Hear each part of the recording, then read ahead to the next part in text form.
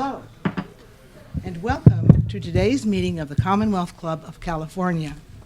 We also welcome our listening audience, and we invite everyone to visit us online at commonwealthclub.org, where you can also access podcasts and broadcasts of club meetings. I'm Ann W. Smith, co-chair of the club's member-led arts forum and your program organizer for today, about the STEM to STEAM movement, which takes the benefits of science, technology, engineering, mathematics, and integrates access principles in and through the arts, connecting learning in STEM areas together with arts practices, elements, design principles, and standards. We'll be considering today the future of STEAM, which was reputedly first championed by the Rhode Island School of Design, or RISD, as those who know, being at the center, the arts, that is, of the 21st century economy, transforming it through research policy, education, and workplace innovation. I'm delighted to introduce our panel chair, Don K. Harris, who has been the Executive and Artistic Director of the Oakland School for the Arts since 2007.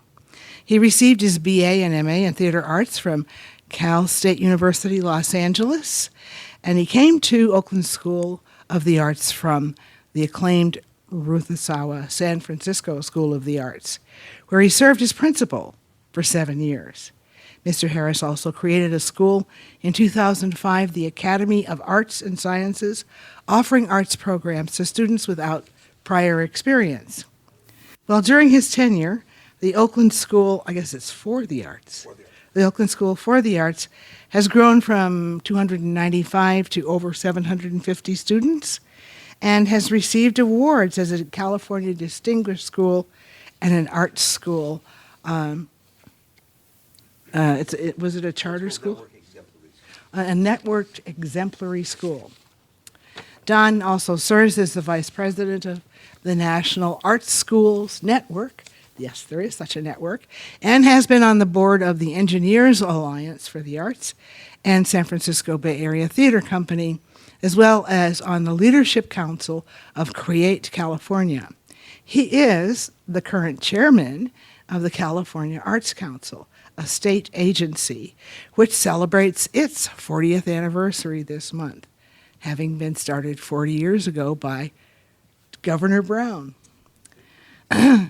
Don will introduce the distinguished panel he has organized for today, which includes Virginia Wilcox, photographer, Salton Sea series, Matt Ganusho, who is the Art Technology Center Education Director for the Gray Area Foundation in San Francisco, Shaun Tai, Oakland Digital in Oakland, the Digital Divide Resource Center, and he's the founder of that, Shaun, and Stacy Smith, who is the STEAM coordinator at Oakland School for the Arts, but also carries the title of principal. So she is our authority for the day. And so, Don, over to you.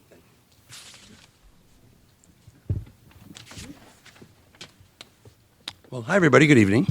I am so proud to be at the Commonwealth Club. The first I heard of the Commonwealth Club was driving around at about 6 o'clock Sunday morning looking for a sports talk radio on KNBR 680. And the Commonwealth Club's speech like this is on that hour every Sunday. I guess they fill the space for the sports radio. So if you're looking for the scores of the playoff games or anything like that, and you hear me, you'll know why. And I don't have any scores to give you. So this is a really interesting topic, Steve. It started out as STEM. They left the arts out of it. And the arts are always a little bit behind the 8 ball, looking for a place at the table. And we're riding a momentum now where we really hope that we're no longer behind the 8 ball and that there is a place at the table for us and the momentum is swinging in our direction. Has anyone heard the phrase that the new MBA is the MFA? Has that come to anybody? It usually resonates with people. It's like, wow, the MBA, important degree. We want people to be able to run businesses and understand all of that. But with the MFA, you're also getting some business training. And you're at the same time thinking creatively, looking out of the box, getting a real sense of history through the arts that may add a little more something to our 21st century world. So that's just one idea to sit with. We're going to hear a lot of interesting ideas today. I brought a diverse group of panel members here to talk about the arts, science, technology, the integration of it all, and most importantly, can we get it into the schools? Is it even possible? I've now been an educator. I first set foot in a classroom April 4th of 1988. So it's been 27 years? Not 37 yet, right? 27. When I first set foot before a group of fourth graders, I was a substitute teacher, and I taught geography most of the day. And at the end of the day, the principal said to me, you've got some talent, you've got some potential, but you've got a lot of work to do. Those fourth graders were tough. I think I slept for about 12 hours. But I've been there ever since, so to speak. So STEM to STEAM. It's the new world of the arts and the sciences. And even before getting into all of this, I used to ask myself, why do colleges have something called the College of Arts and Sciences? What's the connection? I really, to this day, I don't know the answer, except it's pretty common, right? Probably none of us in the crowd really thought about it. Maybe somebody's got an answer. I don't know. We have a Q&A later. Maybe I'll do a Q&A with you. Anyway, here we are on January 12th, and I serve now on many boards, as you heard. I'm probably way too busy. Chair of the California Arts Council. I've just finished my first year. My goal on that council was to get everybody out and around the state as much as possible. And we have. We've been to places like Reading and Brawley, and we're getting arts going in all sorts of interesting places that really do have fantastic creativity, who aren't always noticed. My paid gig, what I do 72 hours a week, I'm the Executive and Artistic Director of the Oakland School for the Arts, which is inside the Fox Theater in downtown Oakland. Many of you know it, that beautiful restored theater. We moved in there in January of 2009. So STEAM. What we're looking for in STEAM is the integration of subjects into project-based learning. Project-based learning. So in other words, desks are moved. They look different every time. People are on the floor. People are in the hallway. It doesn't look like school traditionally looks. It may be an extended period of time. If you're a new teacher, you're very nervous. What is the principal going to think? This doesn't look like school is supposed to look. It's not orderly. It's not orderly, and it shouldn't be orderly. So STEAM is a very clever acronym. Sounds really good. Science, technology, engineering, arts, and mathematics. Science exists in schools. Technology to some degree the arts, certainly a lot of math. How much technology? Is there any engineering at all in most schools? These are all questions that we have to ask. By the way, that trumpet that you're seeing there, you'll see again, that actually plays. That was printed by a 3D printer. That is a STEAM product. Actually printed by a 3D printer, programmed, aligned, comes out, and will play. Not very well, but it does play. Examples of STEAM projects. So again, you go to school, you take algebra, world history, all the things that we normally traditionally take, and suddenly we throw this into the mix. Okay, you're going to do robotics in the afternoon, meaning you've got a bunch of parts of things, you've got electronic wires, you've got computer programming to do, and suddenly this robot is supposed to walk, move, pick things up, and you're in a competition by, let's say, April against other schools. You have no idea how much technology they have, how well you're doing. You're just kind of winging it. That's kind of where we are right now in many schools. Some schools are a little more advanced than others. Things that I don't even know entirely what they are on this page. Coding, we know what that is, coding computer. Visual mapping, I just learned about that Thursday evening.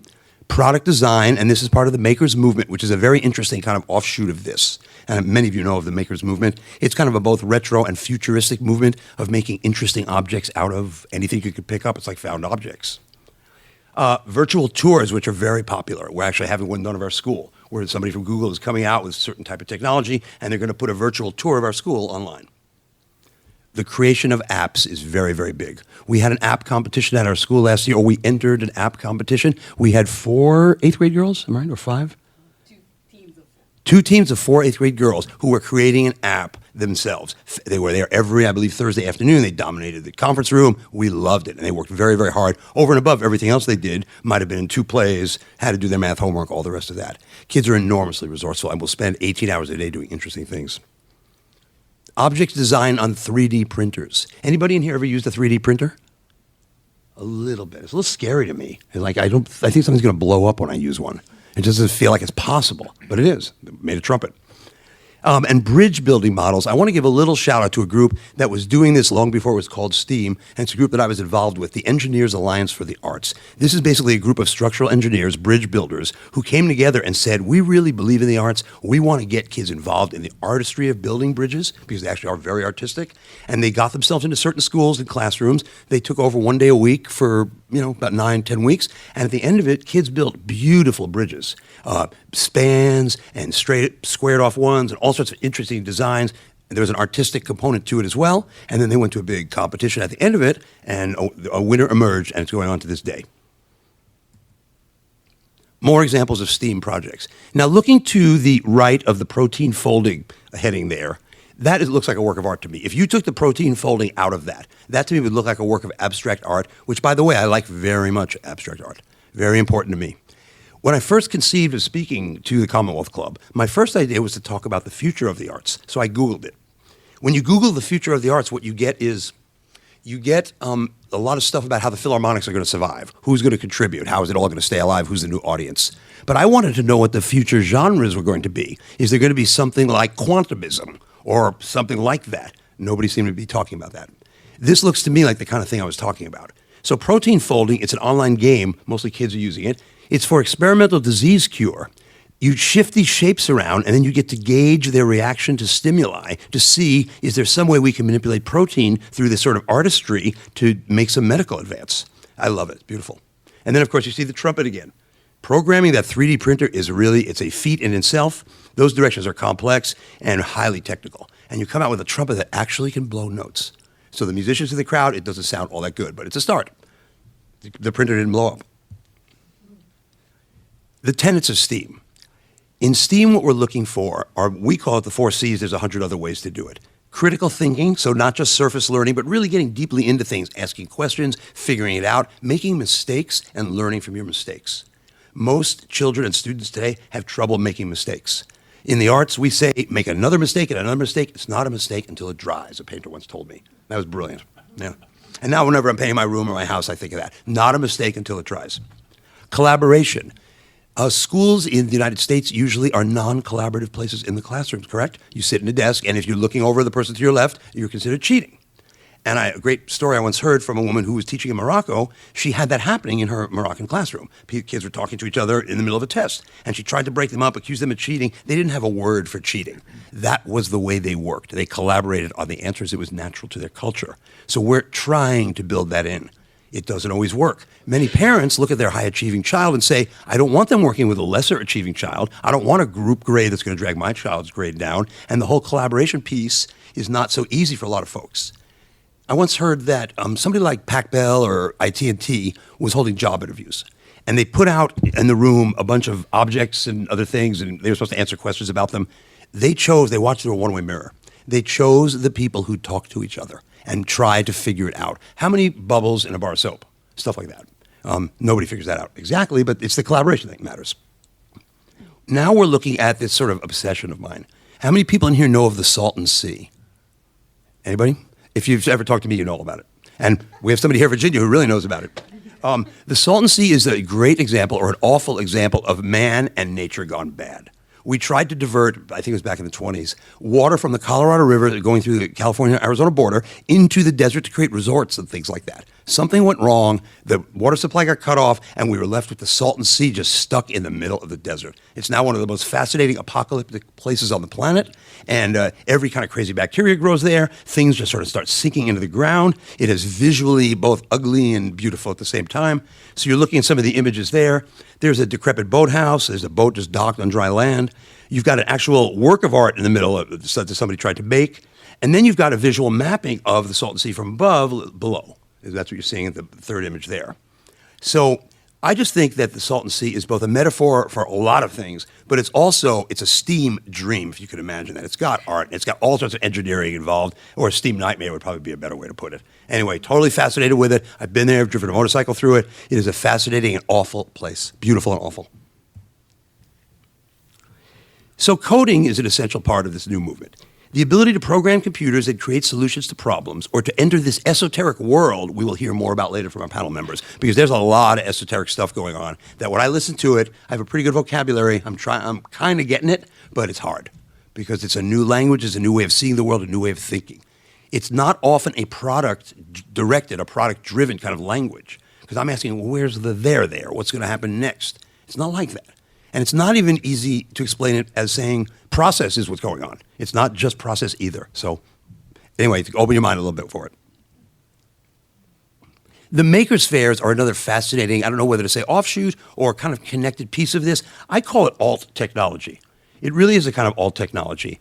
It's at once a retro and futuristic kind of thing, celebrating constructivist self-reliance through the novel use of materials and crafts to create useful and or playful objects, kind of an all-technology that some relate to libertarianism. It's kind of that old American rugged kind of thing where you're going to make your own coffee maker. You're going to make your own light lamp of some kind. You don't have to rely on somebody to make the product for you, and you come up with some new way to make it. Some of these things are rather advanced and rather beautiful. As you can see here, we've got a couple of things.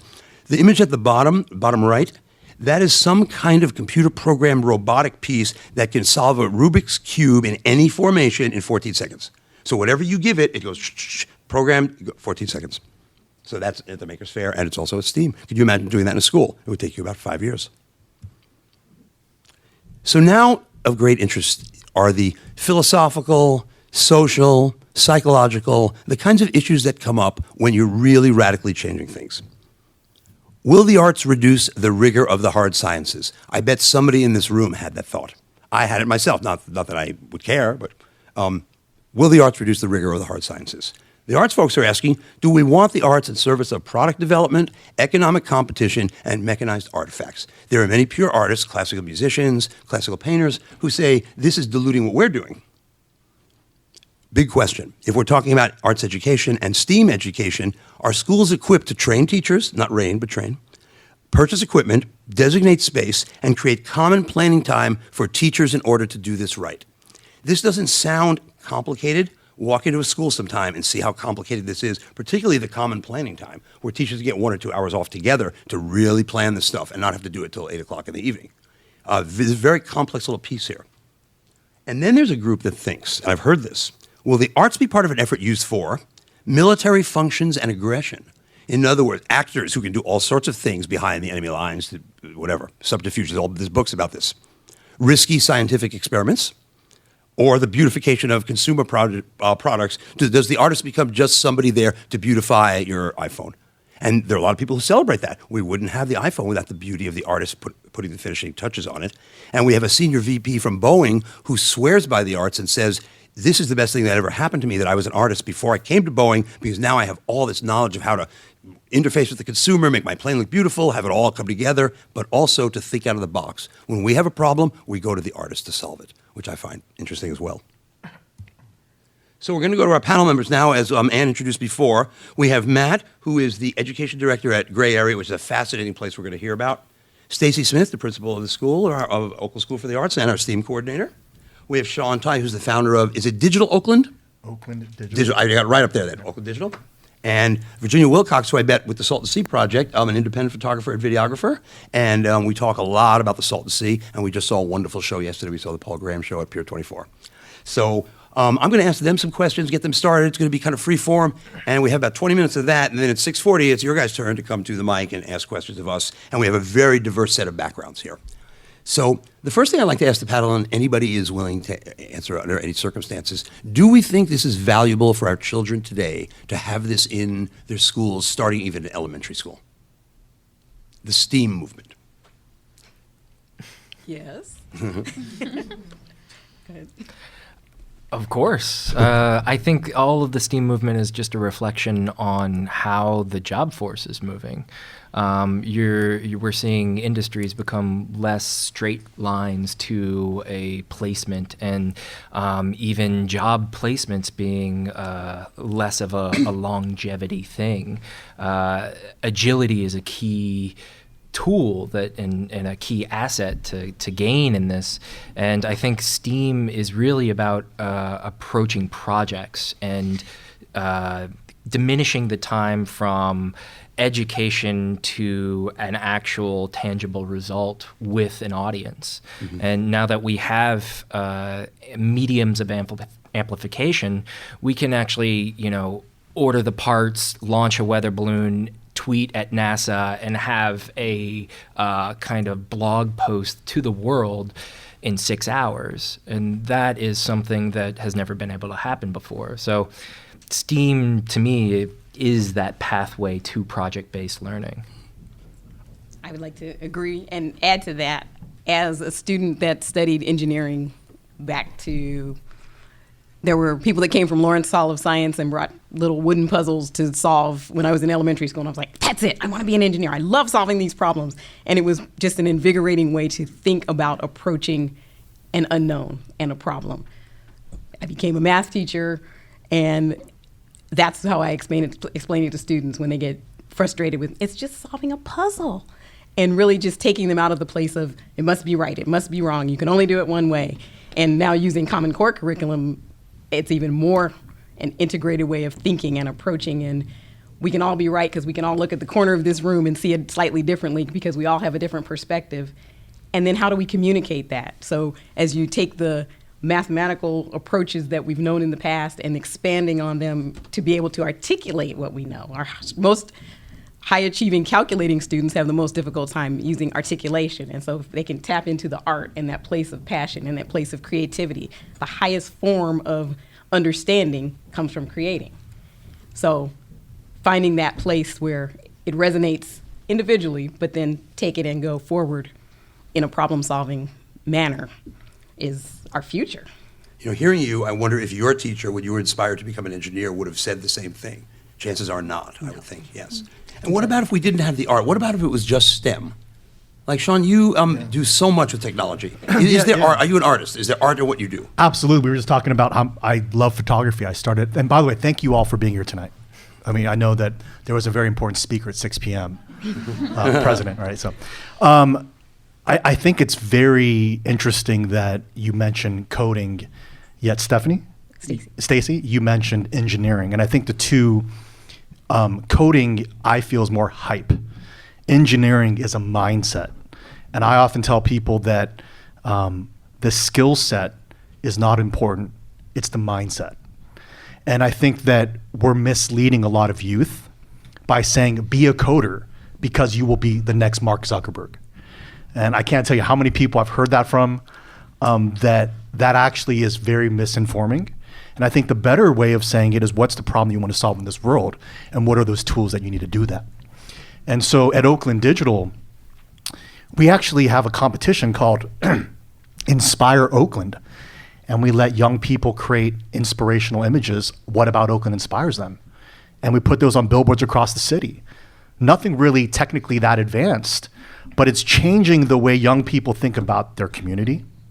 It's putting them on digital and physical billboards. And more importantly, after that program, we bring them into some cool companies like Twitter and Google.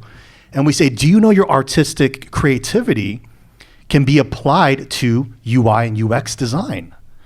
They hire illustrators at Google.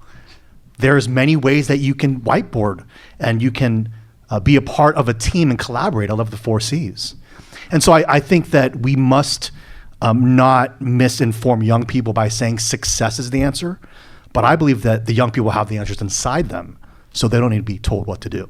So engineering, fantastic. I think coding, from the trend right now, it's not in the right direction.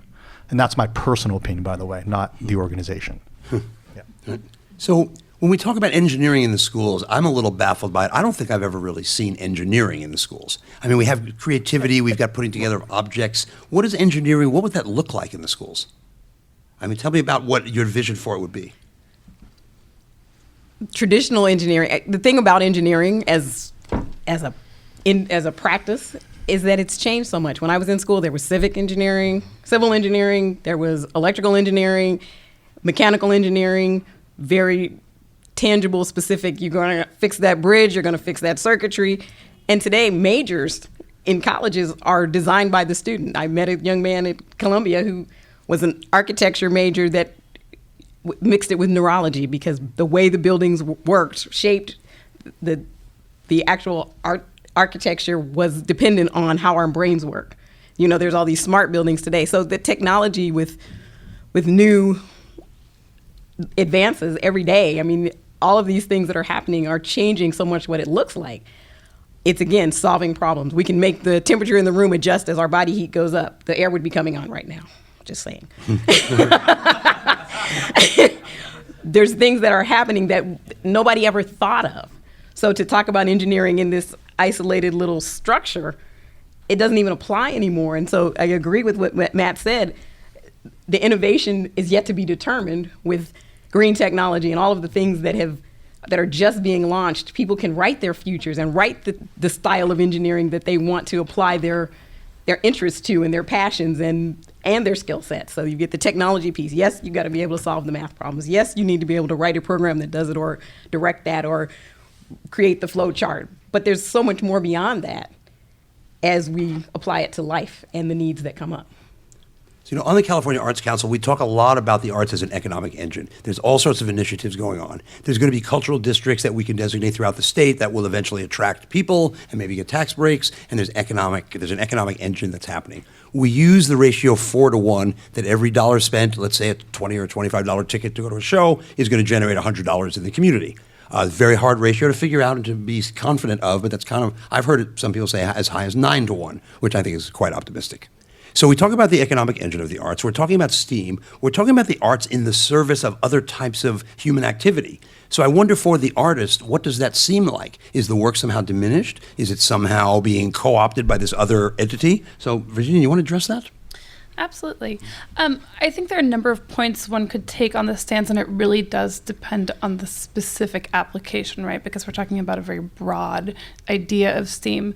My first instinct, being someone who's very new to this idea of STEAM, my background is in very traditional fine art photography, hippie schools in Seattle that always incorporated the arts, and also private education. So to think about this, and to think about this idea that public schools have essentially forgotten arts, and to think about a wonderful opportunity where kids, especially kids who are very much forgotten in today's society, are given an opportunity to have arts incorporated and to have creative thinking be an important part of their learning and their ability to bring that into their scientific thinking, their mathematical thinking, and to include different types of learners exercising different parts of their brain so that they see the world differently is hugely important.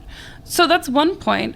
I would want more specific questions on how it could take away from the purity of art, right? Because I'm currently getting a master's in fine arts, and I very much think like an artist. I tend to be very snobby about commercial applications of photography. So I'm sure that I could see ways in which I am completely against a complete commercialization of arts.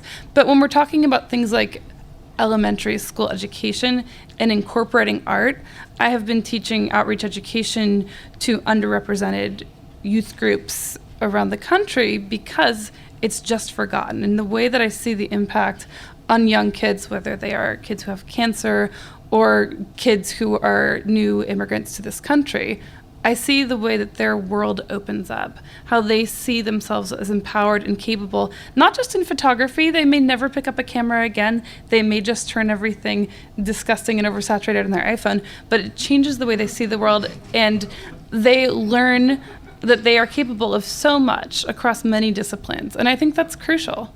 Mm-hmm.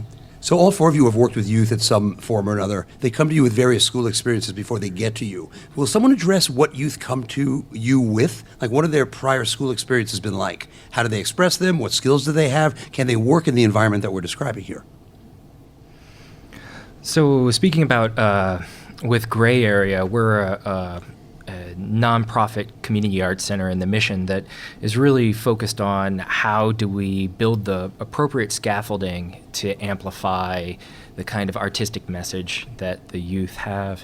And a lot of times it's not necessarily about what kind of educational experiences they've had before this, but it's more about their approach to the problems. We spend a lot of time really trying to assess their level of intimidation with technology and their kind of ability to collaborate.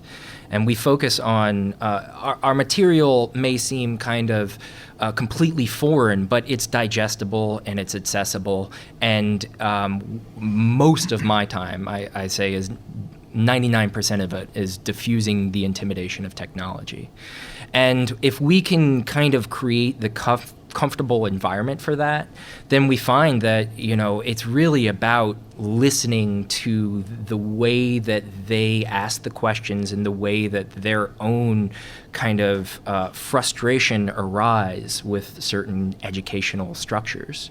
Right. A lot of times we ask the youth specifically, what classes have you attempted and how did they fail you?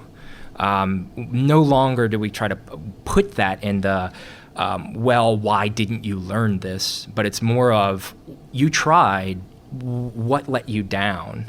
And so for us, it's really about listening. Mm-hmm. Shaun, go ahead. Yeah, so, Oakland Digital, it's a design studio that sources its talent from students. So our clients are small businesses. We train these students with a variety of design and digital marketing skills, and they go out in the community and help people. So our students are 18 to 34, so it's not quite youth, more young adults. When they come to us, I actually agree that it's not so much the education that they talk about, but it's their life experiences. So many of them, a few of them are formerly incarcerated. Some of them are working jobs that are not related to the arts or design. So they use us as kind of a platform to get into that career. And I would say what we found out with our students is that if they're not making a living wage, they will not continue the arts or design as a career. I would say over maybe 3/4 of them are doing things to make money, non-related to what they want to do with their life. And so we're pretty fortunate that we just got funding from Google.org to build a platform, a hiring platform called Bridge for Social Good. It's a 6-figure multi-year grant. And some of our partners beyond Google are Twitter and Facebook as well, to figure out how we can employ young creatives like the ones we serve in smaller numbers with local jobs so they can build their resume, build their portfolio, and also, more importantly, benefit the local economy. So you're helping the student gain experience, gain financial money, and then you're helping the businesses with essential design and marketing services. So it's really going to scale what Oakland Digital does, but ultimately it's about how do we take those that young person's experience and passion for the arts, for design, technology, and how do we support that into a sustainable career? So we're really excited about that. Yeah. I often tell this joke. Anybody here work for Uber at all? Nobody works for Uber. Okay. It's probably somebody who's a relative who works for Uber. I love Uber. I love Lyft too. Use them all the time. But do you remember that old George Carlin joke about baseball and football, how they were different from each other? One is jamming into the end zone. The other one, the foul lines open up to embrace the universe. I kind of feel that way about Lyft and Uber. Lyft is pink, and they're giving you a lift, and their drivers are sweet, and Uber is tough. It's Uber. Uber's moving to Oakland is the reason I'm bringing this up. And it's a hard driving kind of place. They've taken over the old Sears building, 7 stories. They're going to have 2,500 employees. And this is the young creatives that Shaun was just mentioning. And they have been trained and skilled in the kinds of things we're talking about, whether it's operating technology or figuring out transit routes and things of that nature. It's a fascinating I look at what happens for Lyft and Uber and I think this is fascinatingly complex. And it works almost 95% of the time. It's really pretty amazing. So the skills are there somewhere, but we're going to have 2,500 new employees in downtown Oakland. We love the economic engine, right? But think about the cultural aspects of that. There's only 119, there were 119 parking spaces. I just heard that they were wiped out, even those were wiped out. So we're going to create a new kind of society in this, yet the people without the cars are going to be the ones controlling the cars out on the streets. It's a fascinating juxtaposition, dichotomy of all of that. But I'm thinking of the people that are the 2,500 employees that are going to be working there. We're trying to enrich Oakland. But with BART, they're going to have a BART station right in their building. So we may not see them at all. They could be anywhere. And we have no idea what's going on, except I will tell you this. I visited Uber here in San Francisco. They're not giving up this office. They're going to have both. And I was surprised by a few things. In the 2 weeks between making the appointment and getting to the appointment, 2 people disappeared, just were gone, and we met with a third person who had no idea who we were. That was kind of interesting. Did a good job under those circumstances. And when we wanted to go to the 3rd floor, we went to the 3rd floor only. Want to go to the 8th floor? Elevator goes directly to the 8th floor. So even that creative mindset is put into the service of some incredibly draconian kind of security measures, I thought. There must be a lot of stuff to hide or keep secret or be proprietary about. So I find all of that interesting. So the jobs of the future that we're talking about, are these the jobs of the future? Are we all going to be in the service of technology? Is there going to be any kind of work without technology? Yes, the toll takers. Right? All right, so yeah, there will. I'm sure there will be. In fact, we saw. I mean, somebody's always going to mow the lawn, right? We saw that lawn mowing photography yesterday. I mean, those things are still going to exist. But the need to get this mindset rolling and for people to move into different directions is kind of what we're looking to do in schools with an open-mindedness that when things change tomorrow, you're ready to change with them. So when something changes for me, I'm supposed to be able to go and figure it out on the fly, or maybe not on the fly, plan a little bit, and get it done somehow. It's new, it's different, it might be technological, it might be structural. There's lots of pieces to things. I think we're going to be seeing more and more of that. And the real question about STEAM in the schools is, does it achieve what we want it to? And is it going to really work? And what is it exactly that we want? I described a kind of creative and fluid mindset. When we talk about economic engines, are these the things that we want out of the arts? And do the arts really want to be in this? And when we get to Q&A, we'll ask some of you guys, hopefully somebody will address that question. Like, how does that feel? What does that mean to you? So given that we've only got a few more minutes left, do we have anything from any of the panelists that they think needs to be added here that we haven't talked about in this? I just want to address discrepancies about code. Code is an exercise of ownership and power and identity. It has a kind of a wrap towards a corporate or a promise or an unknown, because it's apparent that we now have resources and access that we never had before to ask these questions. And I think the maker movement is a kind of knee-jerk reaction to taking things back into your own hands. And this, I don't want to be in a system that tells me to paint this way, or I don't want to be in a system that tells me to make my coffee maker this way. Mm-hmm. So I think we're going to see more and more desire towards that, where it is about, no, I want to know what's underneath this question, and I want to know what's underneath that question, and I want to make it myself. And I think there is a kind of tipping point that still yet to happen, but we're kind of approaching, where this idea of being able to be self-reliant and self-resourceful in all of your own educational pathway is becoming more and more evident. And we're looking to this STEAM initiative as kind of a mentorship. How do we kind of steer this ecosystem of being able to have the Library of Alexandria on your cell phone? How do we even approach these questions? So I think it's very important that we teach code, that we at least introduce it in a way that is applicable to people's lives, to say this is not about systems of access or systems of monetization. It is really about ownership and identity. Okay. Now, we don't have any musicians on the panel, do we? I was gonna say, by the way, that I built my first website in 1996, self-taught, and it wasn't someone telling me, Shaun, build a website. It was, I had a car club, and I wanted to figure out how to build a website, and I used GeoCities. GeoCities, does anyone even know what that is? I remember GeoCities, yes. So you guys know that. I never mastered it. So you guys know that that's legit. So geocities.com/motorcity/7665. So and I still remember that because I wanted to build a website to show off my car club. And again, if it's a young person that says, I want to do something, and code is the way to achieve that, fantastic. And I love coding. I'm not a coder. We just hired our first engineer who's a coder. The point of me bringing it up was that it was solving a problem, and ultimately it was my decision. And so when I say it's young people are being misinformed, I'm not saying coding itself is bad. I'm saying the way in which it's being fed to young people is that you can be rich, and that's not the answer. That's all I was saying. So Matt, you're a musician. What do you play, by the way? What instrument? Piano's my principal. Okay. Good. I mean, I'm glad that's represented here, because as you ask questions, I think that, there's a lot of different art forms. And music, not being a musician myself, I find incredibly fascinating. Almost like coding, it's this world of symbols and world of kind of unknown things. So I think that's kind of fascinating to me. So some of the music questions can maybe be steered towards you. And I know we have some very accomplished musicians in the crowd, so we'll try to get that conversation going too. So are we ready to go, Ann? Are you guys finished? Really? Oh, we're finished, right? It's so Right at 7:40. I think they're just really warming up. If you do have a comment and a question for a particular panelist or the panel in general, come on up to the microphone, identify yourself, and please keep the question as brief as possible so we can have as many questions as possible.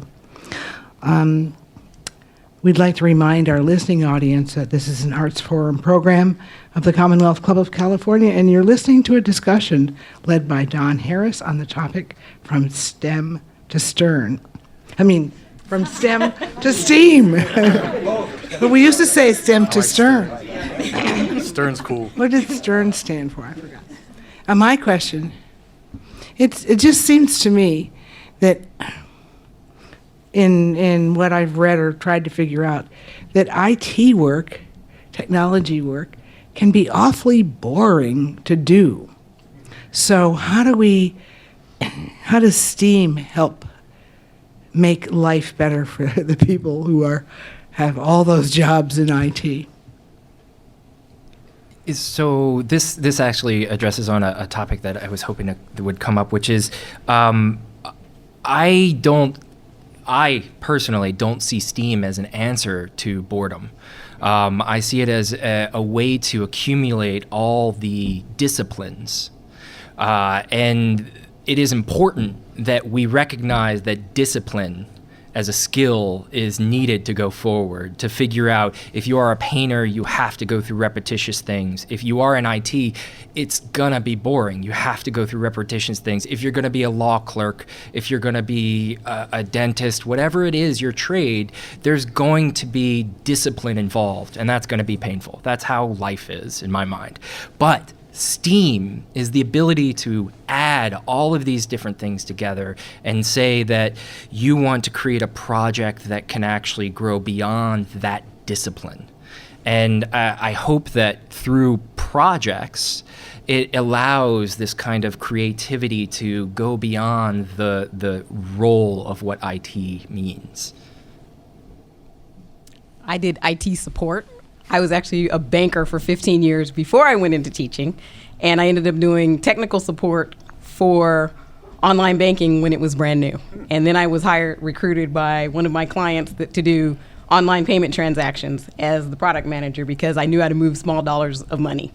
So before PayPal was PayPal, there was CyberGold, and that was the company, one of the first companies that went public in Oakland in 2000, and I worked there. So there was that aspect of how do you present this in a way that makes the technology applicable to other situations. Reading an ad, you get paid. So little things like that. So there's always been that piece. I was an engineering major in computer science, and I was sitting there thinking, oh my gosh, I can get a marketing degree and go talk about technology products because there's no way I could just do the behind the scenes crunching of the technology because I knew I needed a different outlet. So my art was bubbling up as I was learning the routines of technology. So. And then you became a teacher and a principal, and you're never bored now. No. Okay. Hi. I'm a university professor in the arts, but I've spent a lot of time as a tech person also. And I grew up, my mother can attest to this, all elementary school teachers had pianos in their classrooms, and they actually used them. And the children sang together. This builds community and cooperation. And so I guess my question is, why do these things need to be separate? I grew up as a musician.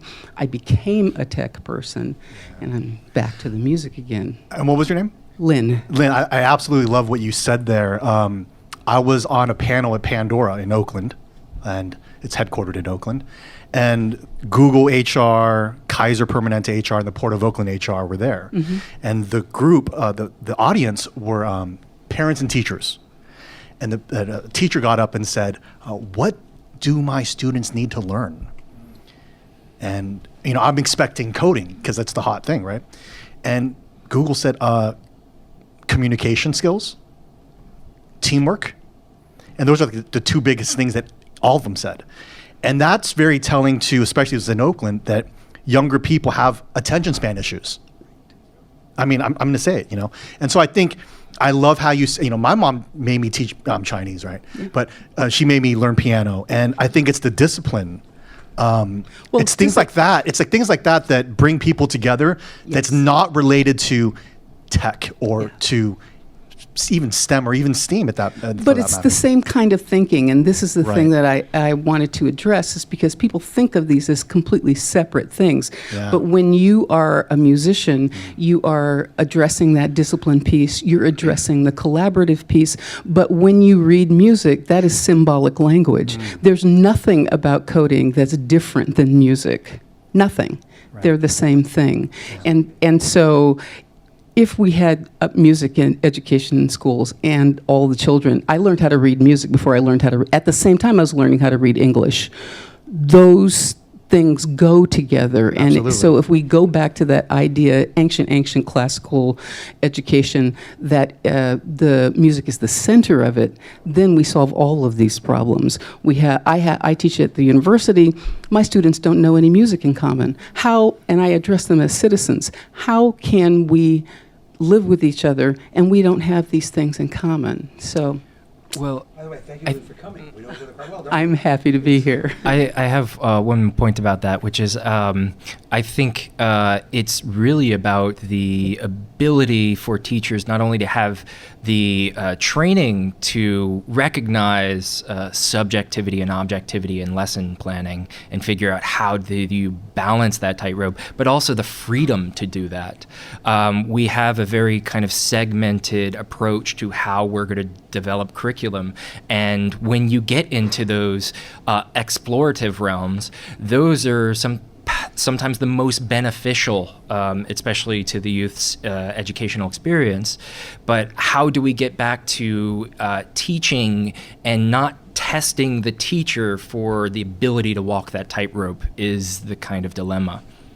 And that you asked earlier about the difference in science and technology, or art and sciences. I see objectivity and subjectivity as the like boundaries that pushes those two polar opposite.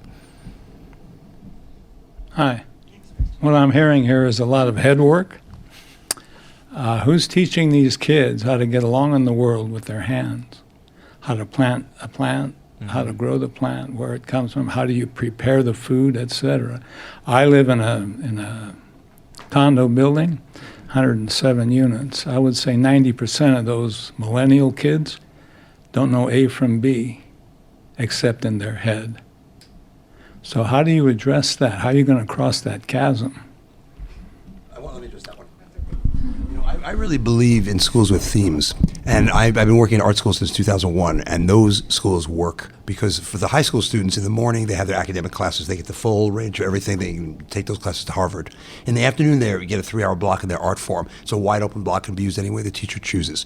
That doesn't need to only be an art school. You could do that with a school of gardening and agriculture. You could do that with a school of business and commerce. This is an idea that is working and could work. Because if we know the body rhythms of any of us, the afternoons begin to you get a lull. And what's better than to do something exciting that you love, to know that you have open-ended time to do it in, to have it be project-based. So we're keeping the traditional academic model in the morning, which I'm perfectly comfortable with, and in the afternoon we need to do more of what you're talking about. So that's kind of my bully pulpit on that one. I have a second bully pulpit that I'll probably get to later. Thank you. I'd like to add to that. I think we need to address technology more here and how inspiring, exciting, and also terrifying technology is.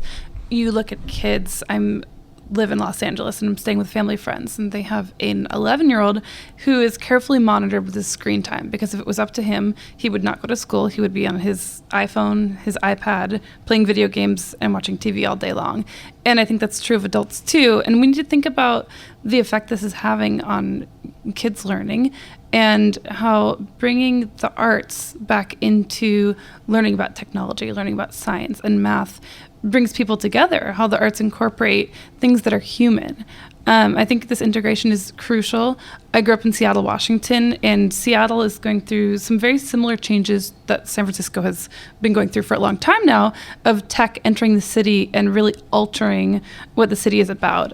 Seattle is a city of visual arts, performing arts, music, and I left Seattle partially because it was no longer possible for me to live there as a working artist, and there was such a huge gap between people coming in with very little interest in the arts or the community, and technology was the primary focus. I don't mean to put all people involved in technology as outcasts who are not interested in arts. But that's the way that I saw it functioning in Seattle. If we can integrate these two things, we're bringing people together and creating opportunities, and we're also remembering how to be together, how to integrate, and how to grant opportunities. I don't think these things need to be separate, and I think that arts are crucial in bringing people together and avoiding this robotic future like the movie Her, right? Well, my only issue is if you take these kids out of a city, how do they survive if you don't teach them how to survive? Right. That's my only issue, because there's an awful lot of emphasis on the head work. That's great, but who's gonna put it to work? Who's gonna build things actually? Like we built freeways, we built automobiles, we built airplanes.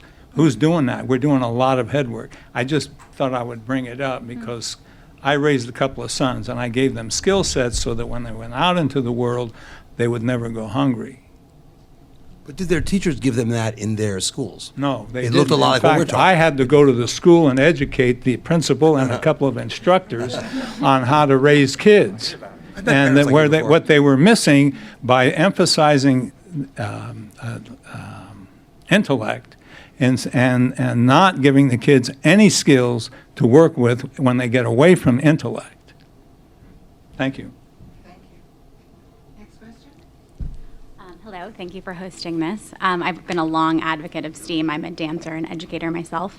My only question is, I guess, are we compromising as artists? Because, as you mentioned, the liberal arts and sciences have this umbrella that we can then branch out from. But now that we're emerging in this STEM and STEAM dialogue, the arts seem to collapse themselves.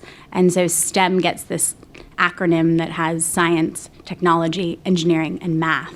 And the arts get clumped together. And so how can we as artists, I guess, and advocates for this integration not collapse ourselves so that we're not just the, I guess, collaborators, but we are also the musicians and the dancers and the visual artists and the photographers, and bringing the nuance to what it means to actually be an artist in society? The engineers would say that we lump together the electrical engineers with the structural engineers, with the bridge engineers. I think we'd hear that from them as well. I was surprised when I got into that world with the Engineers Alliance for the Arts, how much difference there was and how they didn't cross any boundaries at all. That was kind of interesting. A couple of words I didn't use tonight, and in a way I'm happy I didn't. It means I'm not being cliche and repeating myself, were innovation and creativity, which is kind of the mantra now around what the arts can do. But they can do a lot about innovation and creativity, but they can also do the opposite. I went to a conference once where it was about creativity, and I was sitting with scientists, musicians, a whole bunch of folks. The classical musicians walked out of the room saying, we don't feel creative at all after that last lecture. I mean, we're learning a score on a page. Anything that we do that isn't that is a mistake. Where's our creativity? The scientists were walking out there going, oh, we got it nailed. We got all these different ways of finding things out. We take various routes to the answer, and we're constantly changing up. That was a very interesting discussion. So I do think you're right that that's one of the questions I was asking, and I think it's very important, that the pure art forms are something very special to humankind. We want to make sure that they're used not only as the product polish and finisher as they would be for an Apple product or a Boeing product. So it's a very tough question. I suppose it's beautiful to watch a STEM coordinator in arts school. Yeah. What would be the acronym for an arts coordinator in a school that's already focused so heavily on technology and science? Well, it's what education used to be. Art was always in school when I was in elementary school, and I'm 52.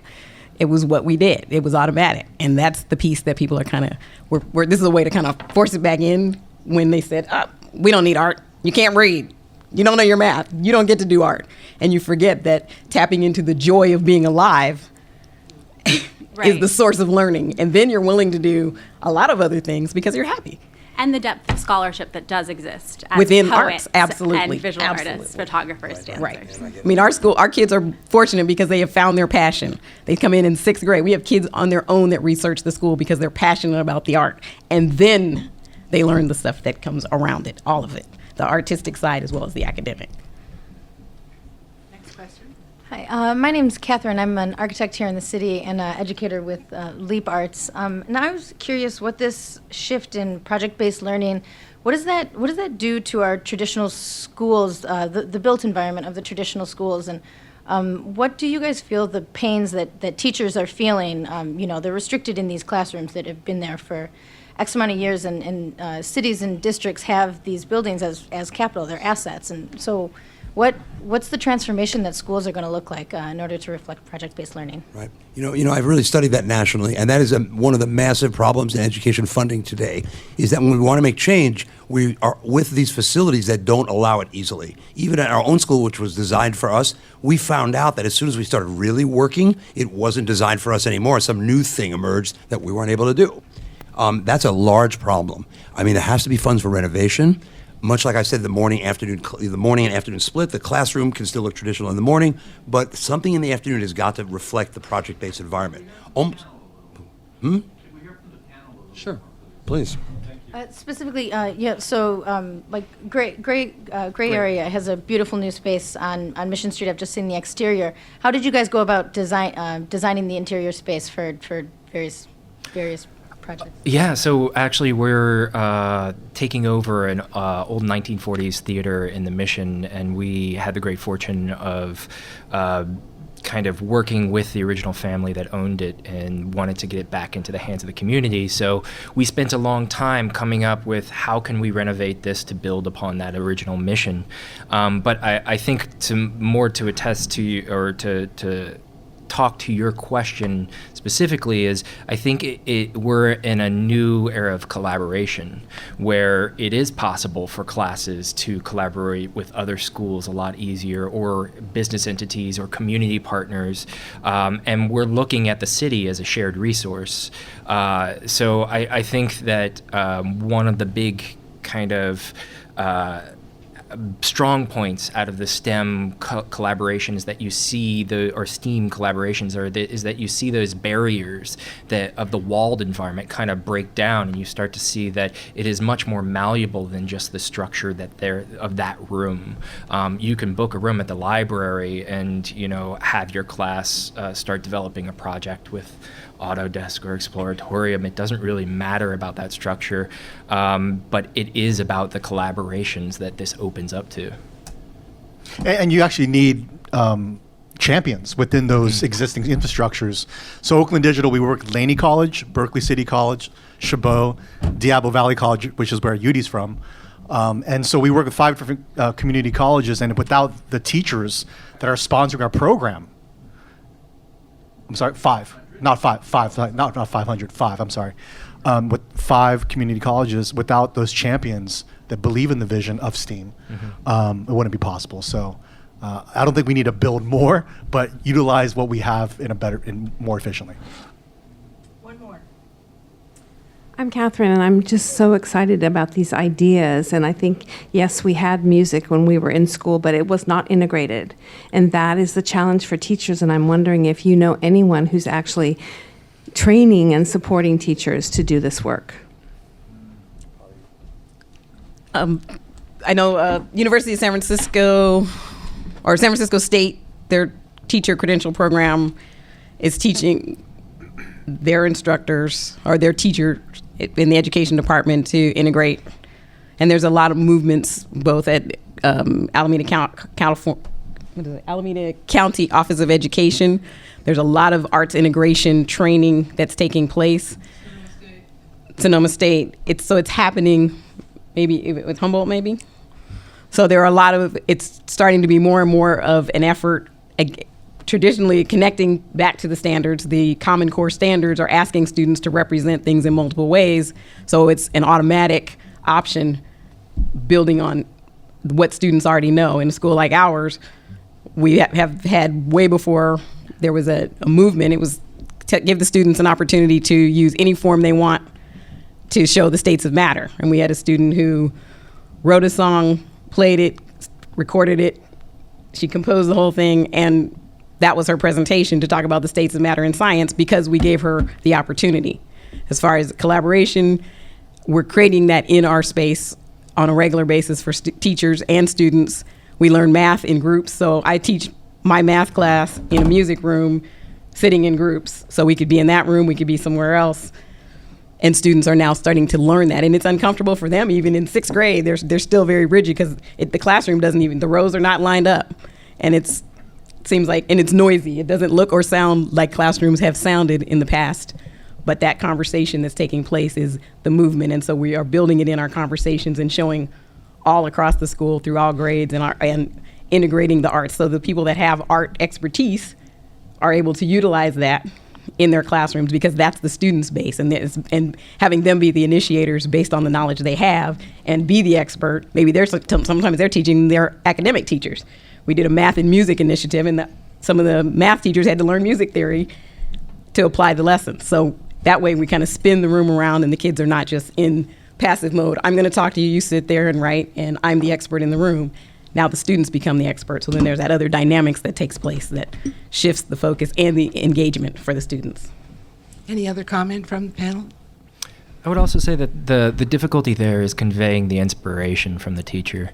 You can kind of make this as a recipe and say, 1 quarter music and 1 quarter science and add it together. But if the teacher doesn't really kind of convey that or show the interest, a lot of our programs, we know that the youth can identify authenticity when in a heartbeat. They can tell if it is a kind of an artist who actually applies what they do on a base of passion or versus an assignment that they have for a job. And that's one of the big challenges that we have moving forward, is that how do we kind of promote that? How do we give that opportunity to grow, but also how do we create environments of collaboration to not just put that whole responsibility on that teacher, but create a dialogue among many different people that are working in these fields? As you want to wrap it up? Yeah, I'll wrap it up.